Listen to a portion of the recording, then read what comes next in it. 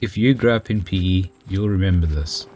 Before these dunes swallowed the past, there was a parking lot right here, where we would pile out of cars, sunscreen half done, music already playing, getting ready for a day that always lasted longer than planned.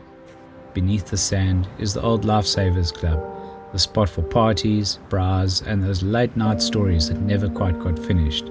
The fishing club, the public bathrooms, all the places we ran to, laughed in, waited at, now buried under years of wind and shifting shoreline.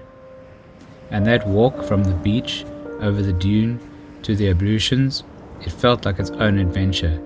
Bare feet on sand, boards under our arms, friends calling from behind you, the whole day alive with people who felt like family. The coastline has changed, the dunes have grown, but the feeling hasn't disappeared. So take a moment, remember what this place meant to you, and then let's look at what Sardinia Bay looks like today.